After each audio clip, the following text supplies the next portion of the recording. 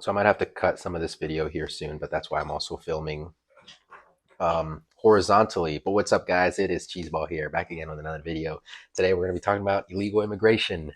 We're going to be pulling some facts from Pew Research Center.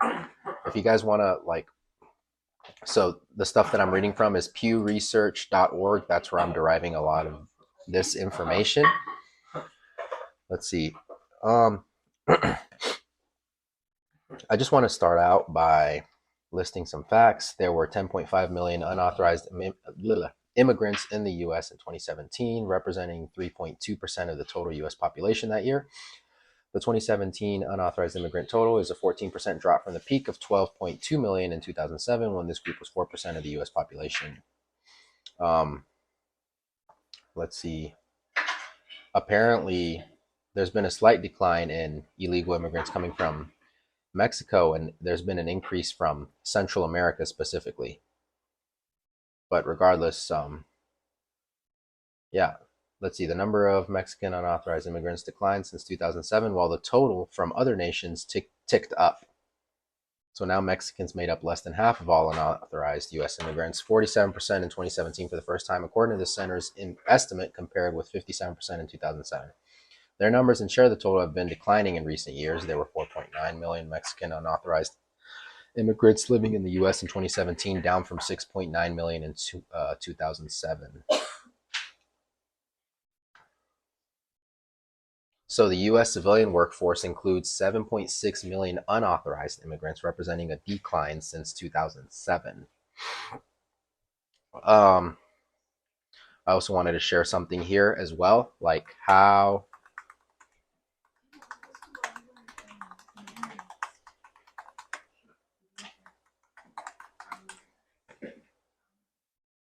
so the Philadelphia Tribune says illegal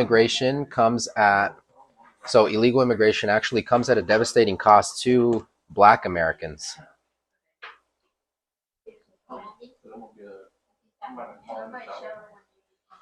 So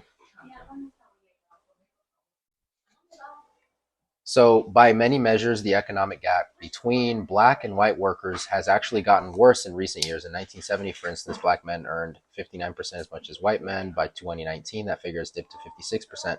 For decades, unemployment rates among Black Americans have consistently been about double those for white Americans. There is no single explanation for these racial disparities, but of course, decades of mass immigration have almost certainly made the problem worse. During the same time period, the share of Black Americans who were considered middle class exploded, growing from 22% to 71%.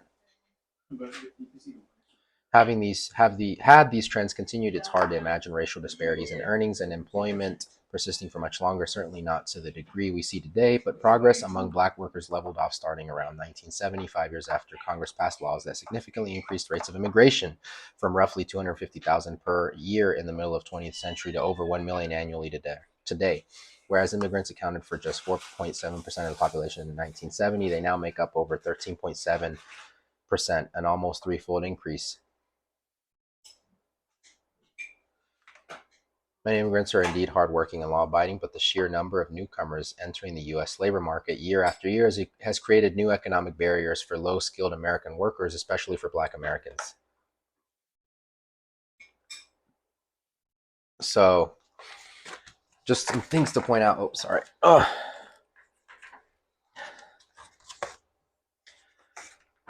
Black Americans are some of the most affected when it comes to like illegal immigration, as like many companies are picking them, like illegal immigrants, over Black Americans who are U.S. citizens, who are, if anything, have gone through like some of the roughest things ever, especially in the 1960s during the civil rights movement, and even before that for hundreds of years. And now it's what are my thoughts? Like, my own personal thoughts are, there is a way to enter this country legally.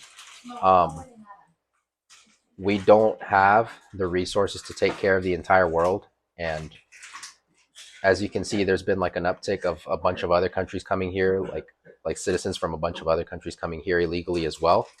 And I think if we want to help the world more, we need to help Americans first. But if we're neglecting the people here more because we're so bent on helping people that are coming here illegally to a degree that we can't sustain, then it's just ultimately hurting us even more. Um, so it's tough.